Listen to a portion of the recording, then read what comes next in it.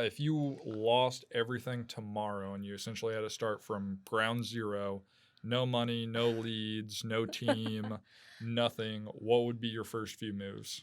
Find a team. Find a team. Find a team. Find Absolutely. another Tyler. Yeah. Oh God, if he gets rid of me, it's gonna be a real awkward Thanksgiving. No, I think there's power in numbers. I think it takes a lot of independence to admit that you're gonna do more with more people than do more alone. So I think if I had to start from ground zero, it'd be like swallow your pride and realize that you gotta find people who want your success as well. I would find a team, and I would cold call, dial, whatever you guys want to call it, as a full-time job. I'm talking like 7 to 7. I'm a big believer in dialing. Like my first year, I did 91% of my deals from a CRM. I think that's how I absolutely would start doing the same thing. I would like Just dial till your ears I fall would do off. some way to make enough money to pay for leads, like some side hustle, which I was a side hustle queen before real estate. Like I'm a pretty expensive person, I think, and I've never wanted to ask people for like I never wanted to ask for help, so I just wanted to be able to provide. So like I used to edit photos in college of girls and have them Venmo me, like Photoshop them for their Instagram. That's awesome. And I used to like write papers for some guys in college, and they would pay me. Like I would find whatever side hustle I needed to do in order to pay money to get leads. What was your most successful side hustle you ever did? When I was 18, me and my sister bought a crepe farmer's market booth. And when you really think about it, we worked 8 hours a week. Like the farmer's market booth was we'd get there at 6 and we left at 2, so 8 hours. It probably took about 6 to 8 hours to prep during the week between like grocery stores, and then you got to pre-make some stuff in like an industrial kitchen. And we didn't pay ourselves. We only like took our tips, so all the other gross profits went into like a bank account, and then we divided it at the end of the year. Nice.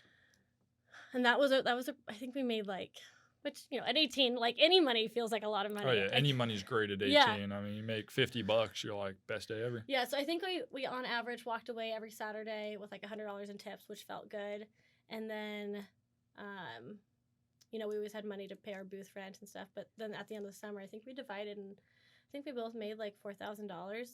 Which if you think about like 8 hours a week, and tips it was good, easy money. Oh yeah, and especially right out of high school, no real experience, just kind of seeing what works.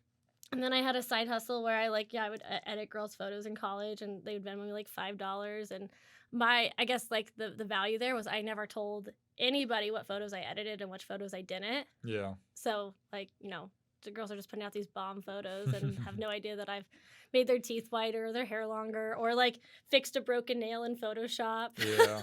That's awesome. So you learned how to just use Photoshop and then kind of leverage that skill. Yeah, absolutely. And then in high school and college, I'd write papers for people, or like take a class for them. Yeah, and this is pre-Chat GPT, so you couldn't just go give it to an AI, be like, write this paper and then send it off. You actually had to do the research, write the paper, and then they needed a good grade. Yeah. Otherwise, they're not coming back. Oh, stop. In my senior year, it was graduation day, and there was a bunch of people who owed me money for taking class or for like writing papers and doing their senior thesis for them. So like graduation day, like 4 people handed me like $100, and it was just like, I was like, I like this, whatever. Oh, yes. Any way to like make money, I'm down for. Nice. That's awesome. It's a great way to get started for those of you who are thinking about getting into real estate. Get a side hustle, just make $1,000 a day. Yeah. All right. What mindset shift did you have to go through transitioning from being in the wedding industry to coming into real estate? So I was able to talk with like a lot of like, I feel like fierceless leaders out of the gate. Like I was just really lucky. Like timing is everything. And I like there was a couple like nuggets. Like Tyler had told me it's mindset over skill set. And I was like, what? And he's like, it's always mindset over skill set. Like if you believe that and you present yourself as like the best option and you tell yourself you're the best option, eventually you're going to realize that you are the best option. and that you have the skills. Like if you mope around, you're like, I'm a terrible dialer, I'm a terrible buyer consultation. Like, you'll believe it. Yeah, it's like, oh, I suck at everything. Well, keep Yeah. thinking that it'll come true. Then like 3 months into real estate, I met this like incredible business owner in Spokane, and she was like, your body and your brain don't know the difference between what you tell it as the truth and what you tell it as a lie. And I don't know if that's true. I've never fact checked it. But I got really into like manifestations and like writing things down. And it was like 90 days in, I wrote this like manifesto almost like on a piece of legal paper of like everything I wanted in the next year. Yeah. And why I wanted it. And it was like very decisive. And we found it like a couple weeks ago, and it's almost been 2 years now. And I've done everything on that piece of paper. I think you just have to like tell yourself that you're more than capable of doing it, and it will come. It's awesome. All right, I'm going to switch gears. We're going to take a break here in a few minutes, and we'll just start these. So for those of you who haven't read Tribe of Mentors by Tim Ferriss, a lot of these questions come straight out of that book, where he goes and just, it's a huge collection of top producers, masters of their industry, whether it's fitness, health, mindset, business, all that fun stuff. So first question from the book, what book or books have you gifted most, or what are 1 to 3 books that have greatly influenced your life? Oh man.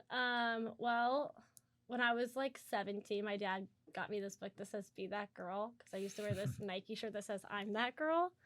So I think it was more of like ironic, but it's like 24 short stories of like women in the industry, like defying the odds and how they got there, and like hard stories, some of them. And so that one kind of sculpted like my younger years of some ideology. And then recently I've read The Go-Giver, which is amazing because it really helps your mindset about like give graciously, expect nothing, and always have open arms. And then I also read The Secret when I was about 22, which is a pretty interesting book just about like manifestation and like if you will it, it will come. Yeah, Law of Attraction. Absolutely. Mm-hmm. I love The Secret. That was probably one of the first mindset books I ever read was The Secret. Yeah, or at least the movie was. For some reason, I thought it was going to be a scary book with like how the cover looks, and someone gave it to me. I think maybe for graduation. I can't remember, but I was like, I don't like horror books. Like I don't read scary. I'm not gonna read this. Yeah, I was like, this is gonna be a no from me. That's funny. All right, what purchase of $100 or less has most positively impacted your life in the last 6 months or recent memory? $100 or less. Yeah, it could be a little over, but something that the average person can afford. Just whether they're in high school, college, or. Well, I think we're not going to run away from video. Like video is not going anywhere. In fact, it's coming heavier, bigger, more forefront of mind.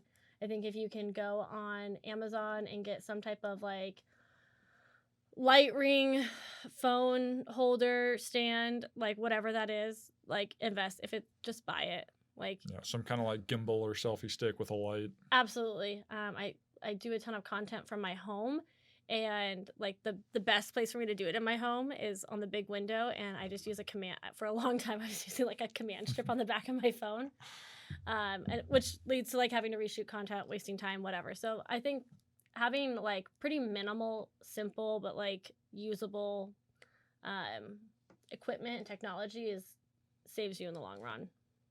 Like video doesn't have to be the highest quality, it just needs to be done. It needs to be somewhat good. It can't be completely terrible. Yeah, I mean, if you're taking it on an Android, just stop right there. Just give up. Go buy an iPhone. First and foremost, buy an iPhone. Yeah, that's a little above the $100 mark. They will once hand you get the iPhone. a Diet Coke and a pair of Lululemons on your way out too, so that you can join the cult following. There you go. All right, guys, we're gonna take a quick couple-minute break, and we will be right back. So how has a failure or apparent failure set you up for later success? And do you have a favorite failure?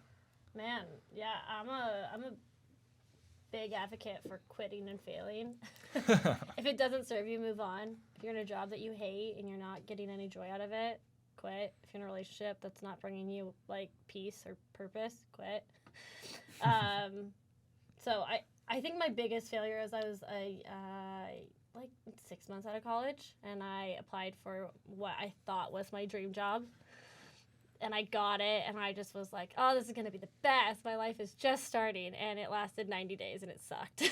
Damn, what job was it? It was for a local company here in Spokane, like a boutique. I think I signed an NDA, so Not allowed to say much more than that, but I think they make everyone sign an NDA. yeah. But no, it wasn't for me. It wasn't a good fit. But I really did feel like a failure because I had put all my eggs in this basket. Like, this was going to be it. This is like, I wanted it so badly. I saw other people working there and like showcasing this like highlight reel on Instagram that their life was amazing. And I got there and it was like sucking the life out of me. Just no joy, no happiness. Yeah. So at 90 days, we like met and we could not come to an agreement of what my job was going to look like. I essentially was promised to be like this director of retail sales, which looking back at 22 was a pretty bold move for them to make. And they really wanted to put me more into like an executive assistant role. And at the time, I just was like, no, that's not what I want. That's not what I was promised. And so I ended up not staying there. And I think that was like the first time I actually just like wallowed in self-pity for like 5 days. And then finally my mom and dad were like, you can't do this. You have to get over yourself. And so, you know, my dad like sat me down and was like, you're the most like tenacious, like grit bearing, like young female I know. Like if there's anybody who's going to be able to make it a new plan, it's going to be you.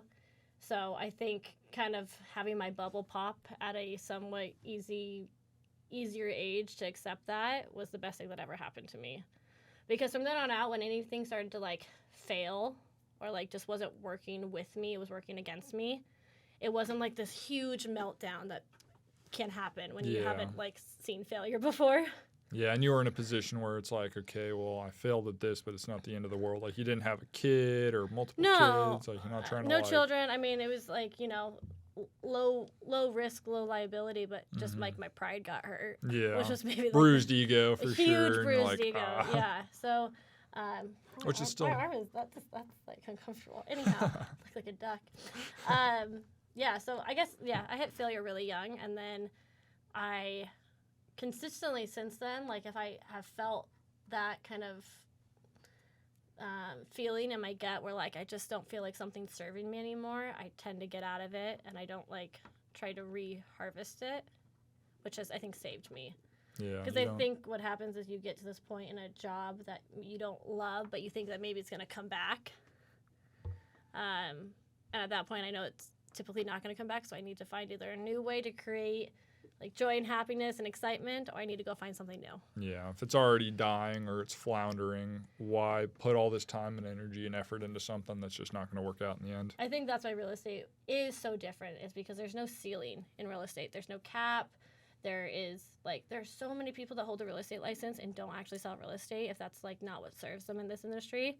They're an actuationist. I can't say the word. Or they they pride themselves in flipping, or they work with like maybe a niche clientele that like brings them the most like reward. There's not a one size fits all plan in real estate. Most people live in the gray area. I love the gray area. In other jobs, it's been very like, this is your box, stay in your box. Yep, don't go outside of your box or you'll get fired. Yeah, pretty much, stay in your box. So. Yeah, I love real estate for that reason too. It's so much freedom. All right, if you had a giant billboard, metaphorically speaking, to get a message out to millions or billions of people, what would it say and why? This is your sign. This is your sign. And just like neon flashing, like this is your sign. It's human nature to think that we need this like signifying moment to make a huge change.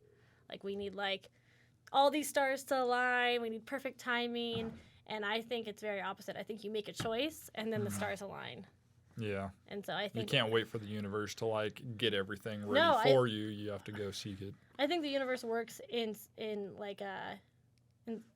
compliance to what you do. So if you whatever it is, just do it and the stars will start to connect for you.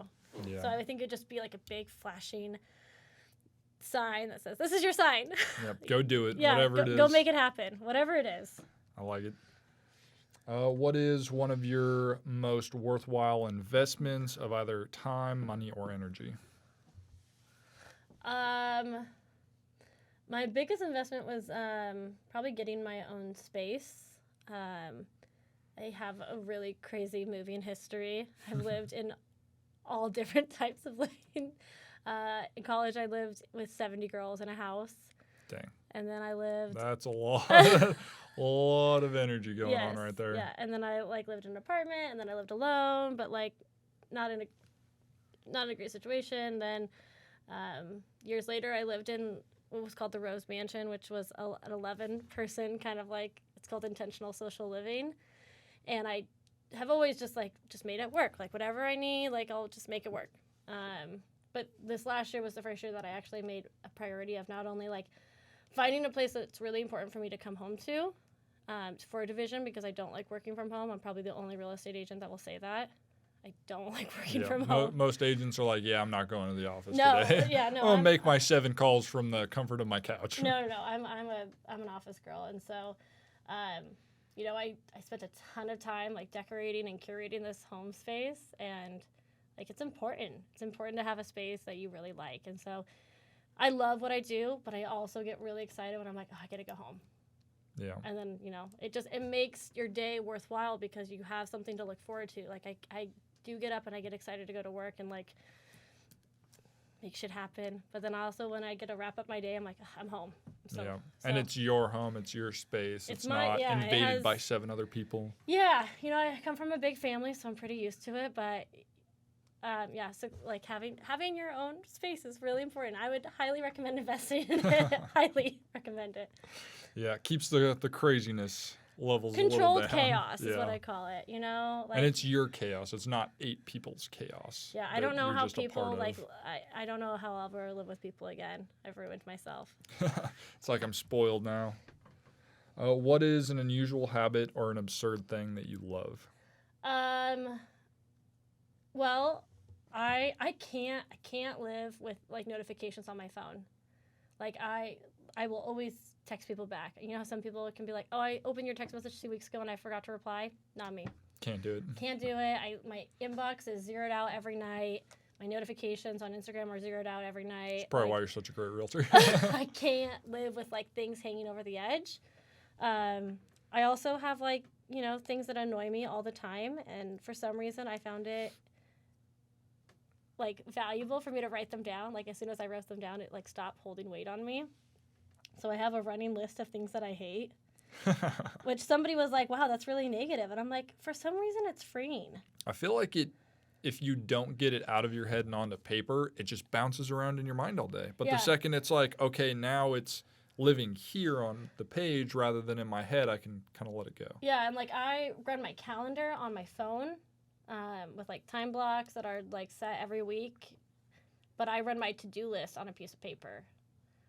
Like, I write my grocery list on a piece of paper, but I, like, do my shopping on my phone. It's very weird, but, like, there's 2 worlds, and I need, like, paper to a pen, or I need, like, a list at all times. Do you ever take pictures of your paper that you do, or do you just toss it afterward? It goes into, there's a bookcase at my house of all my archived notebooks. I only buy 2 types of notebooks.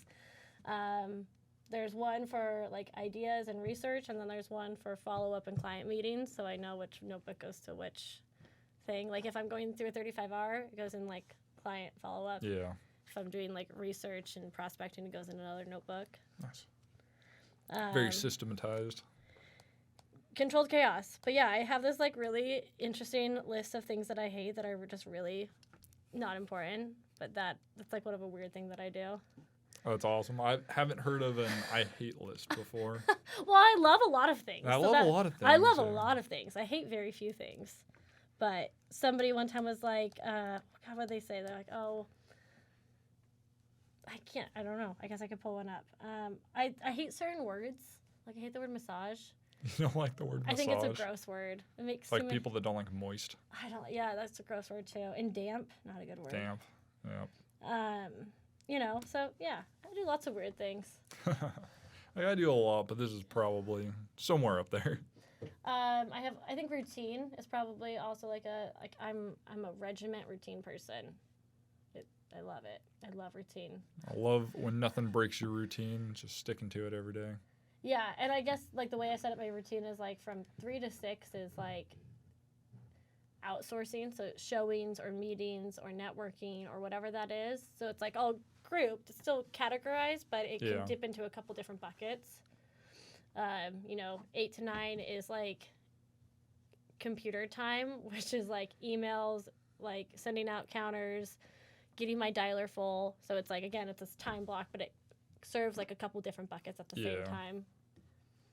Nice. I like your whole mentality behind the buckets too. Like getting your social media buckets, you got your life buckets, you got your friends and your family's buckets. You just, I have shit everywhere. Like, I'm going to systematize everything in my life with buckets.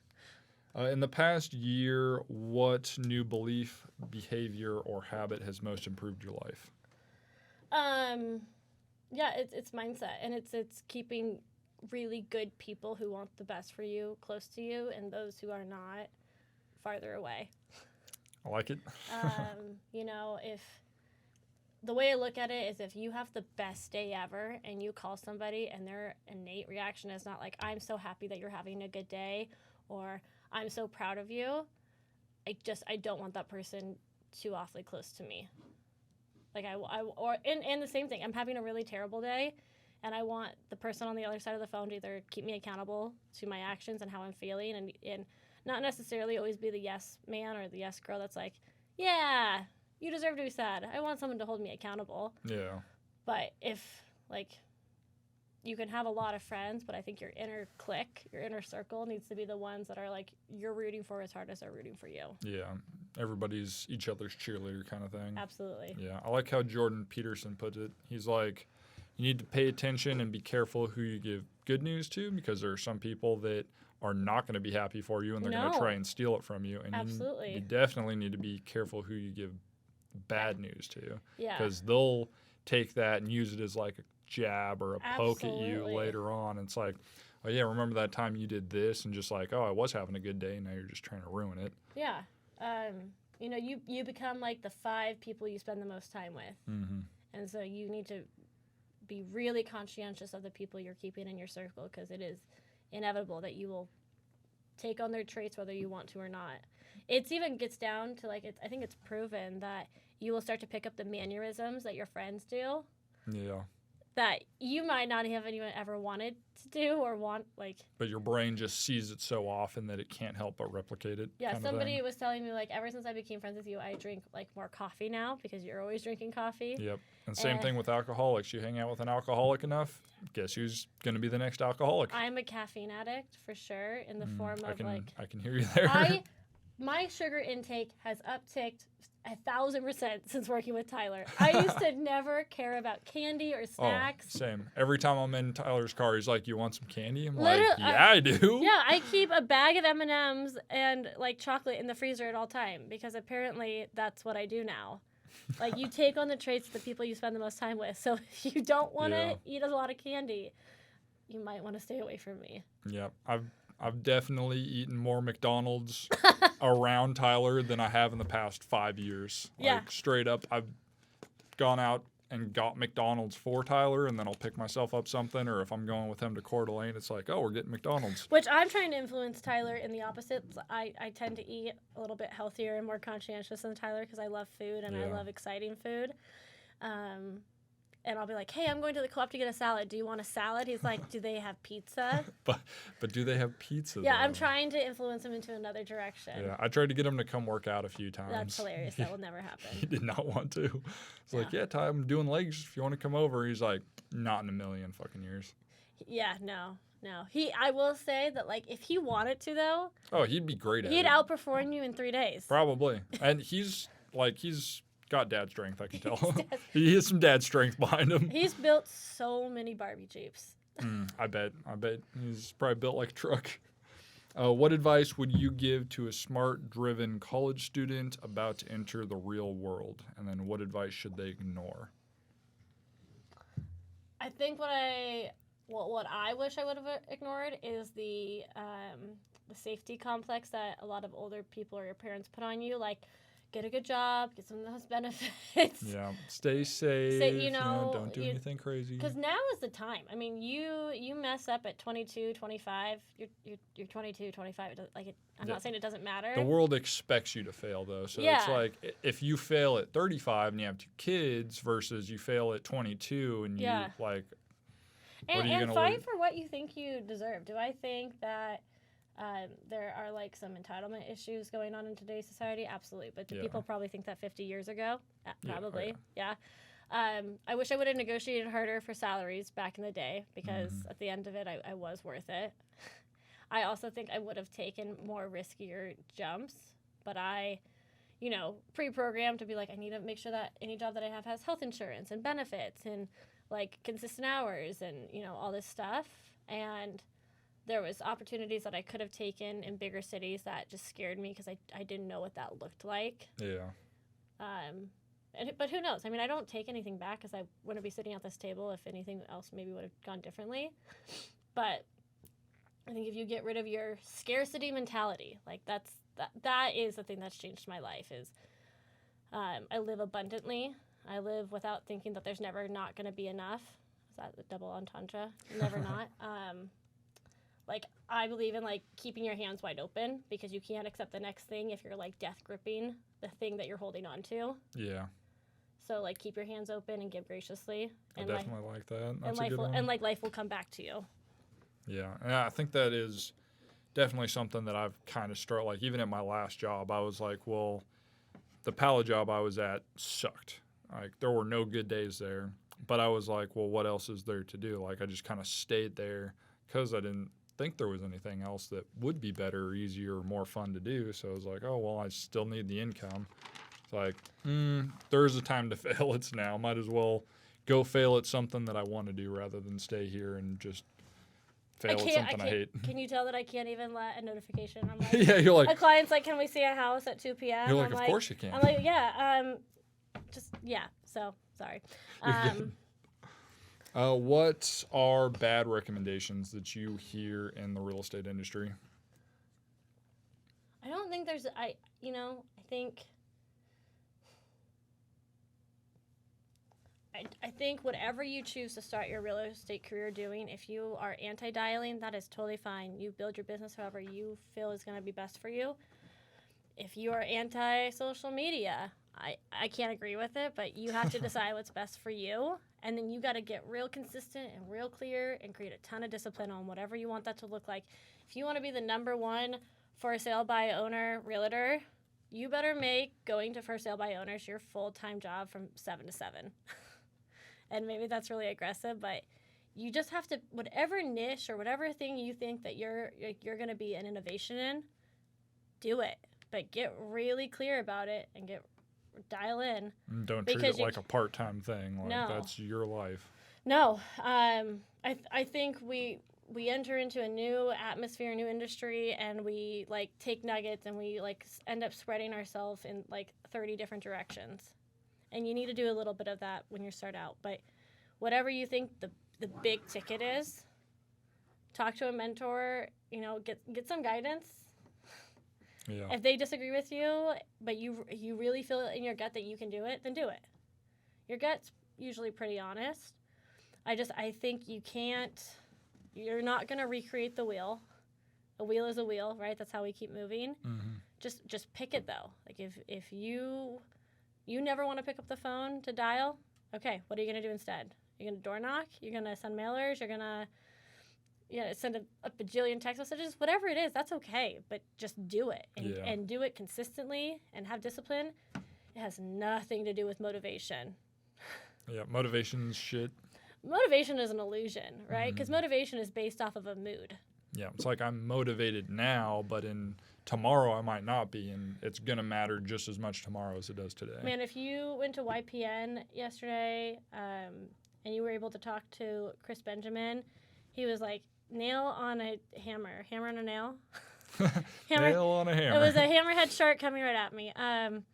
Fuck your mood, because mood is a derivative of motivation. And your mood and your motivation might not be the same every day. But your discipline and your consistency is what's going to drive you. Yeah, 100%. All of that. In the last 5 years, what have you become better at saying no to? I'll let you know in 5 years. I'll let you know in 5 years. No, I think I'm good about like not spinning my wheels in the same tracks. Like I think I used to spend like an obnoxious amount of time on one lead because I'm like, no, this is gonna be it. Yeah. But you can't do that. You have to spend an adequate amount of time to fulfill the questions and research for that client, and then let them come back to you and ask questions and see what else you need to do. Because I spent tons of time doing research on questions that they never asked, that they didn't care about. Yeah. Do you need to be an expert in your field? Yes. But like, you can't spin your wheels in one track all day. You got to like move on, which is why time blocking is really important. Yeah. I like it. And then last question, when you feel overwhelmed, unfocused, what do you do? I usually reset all the way down to the basics, like close out all my tabs, restart my computer, get up, walk or take a walk, maybe even like get in my car and maybe go get something to drink. Like I think you almost have to like you're frustrated, right? Nothing's working, and typically when you're trying to shove a circle into a square peg, like you're going to get more frustrated. So I truly believe in like walking the motions of shutting down, starting over, whether that's even just like shutting down, walking outside, get a fresh breath of air, go get a glass of water. But almost you have to like start over. And I'll even go down to the point where I like shut down my computer, pack up my bag, wipe down my desk, and then like a restart.